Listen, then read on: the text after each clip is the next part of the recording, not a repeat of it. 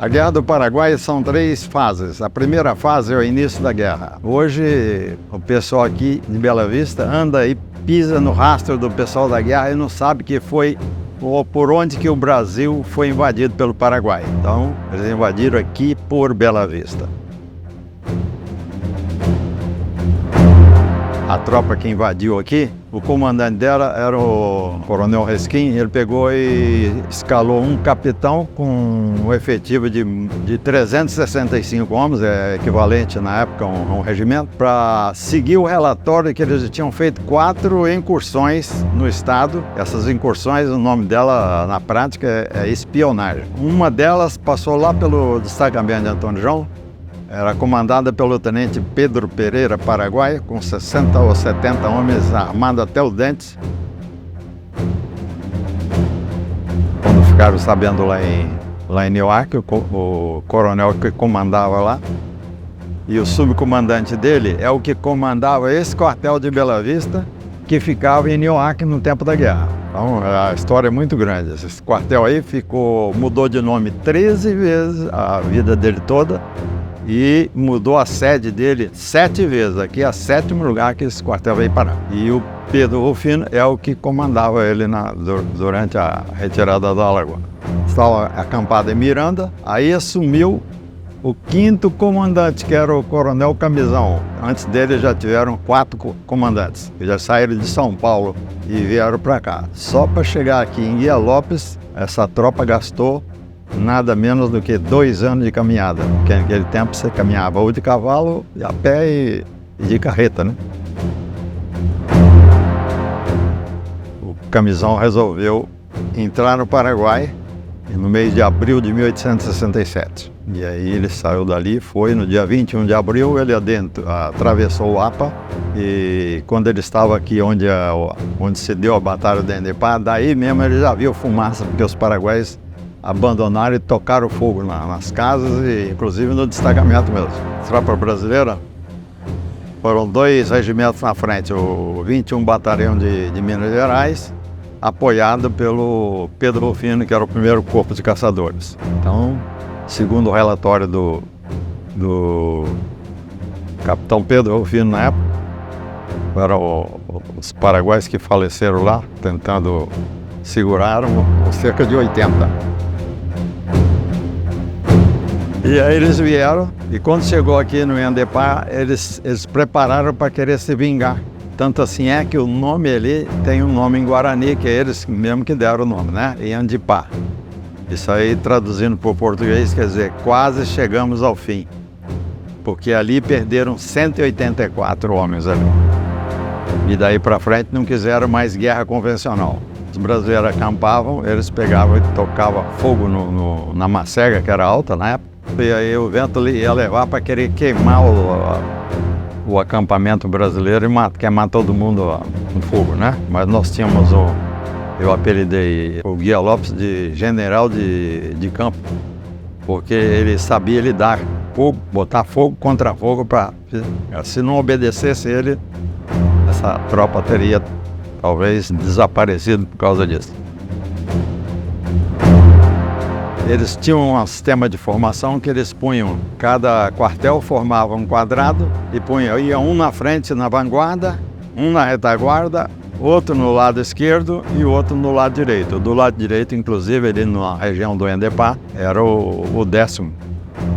Era o Pedro Rufino com seus caçadores, que é o 1º corpo de caçadores a cavalo, né? Montado a cavalo, vinha sempre uma tropinha na frente para não ser pego de surpresa.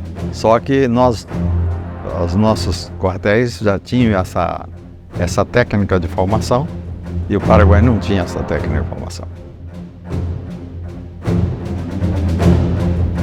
Nós perdemos ali cerca de 46 a 50 no máximo, homens brasileiros. E eles perderam 184. Total, segundo o Visconde Toné registra no seu livro Retirada da Laguna, 230 homens.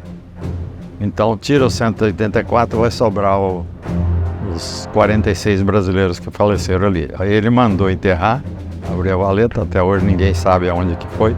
talvez onde está o cemitério mesmo ali, e mandou deixar os paraguaios para que os paraguaios mesmo perdessem tempo em enterrar, enquanto isso eles iam se livravam dele durante um percurso. É porque a base era gado, né? E aqui você vê, não era nem habitado. Aí quando achava coisa aí que dava para comer, eles comiam. Tanto que quando chegaram em Jardim, não só a fome, mas eles tinham aqueles poucos gados que pegaram, que estava contaminado com cólera. Onde abandonaram os coléricos, tinha mais de 130 contaminados, inclusive o tenente Toné, a convite do coronel Camisão, ele comeu lá na barraca dele conversando e ele se sentiu mal, e aí ele pegou esses capim alto assim, tirou coisa, enfiou e vomitou. Ele pegou de novo, provocou de novo, ele se livrou, e o Camisão e os outros não. O Camisão, o substituto dele, também ficou contaminado. O Guia Lopes estava contaminado. Quando eles abriram a picada na fazenda hoje chamada Mimoso, para abandonar os coléricos, porque não tinha mais nem como carregar. E dali seguiram até chegar na beira do Rio Miranda. O Guia Lopes foi o primeiro a chegar lá, ele já faleceu. Aí enterraram ele, segundo Toné, no meio do acampamento.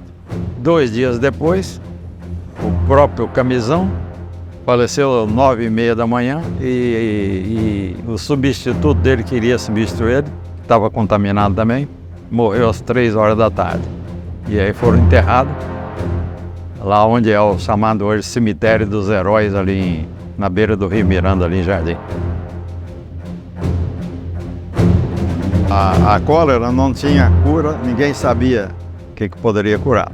E aí esperaram o rio baixar, ficaram ali mais ou menos 6 dias ali estacionados, até que o rio baixasse as águas, pudesse atravessar. Como do outro lado era a sede da fazenda do Guia Lopes, e ele tinha um laranjal muito grande lá na sede da fazenda.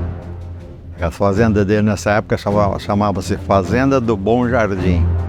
Depois aí deu nome ao município de Jardim, e ele mesmo, o nome dele ficou no município de Guia Lopes, né? A fome canina e mais a doença, ele estava mal, começou a comer laranja com casca e tudo. O Visconde Toné cita que ele mesmo comeu numa sentada uma vez 22 laranjas, com casca e tudo.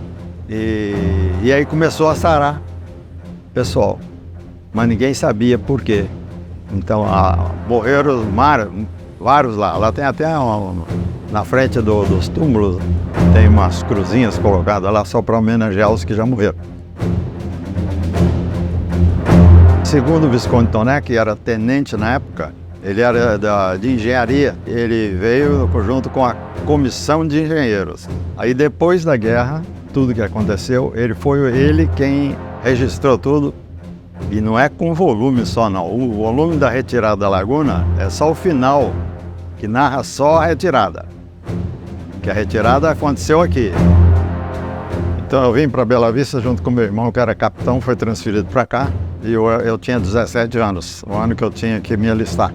E aí eu me alistei aqui para servir, achei que eu ia terminar o tempo e ia voltar. Aí o meu irmão foi embora depois, com a família, e eu acabei ficando aqui até hoje, nunca mais saí. Desde 1980 que eu mexo com história.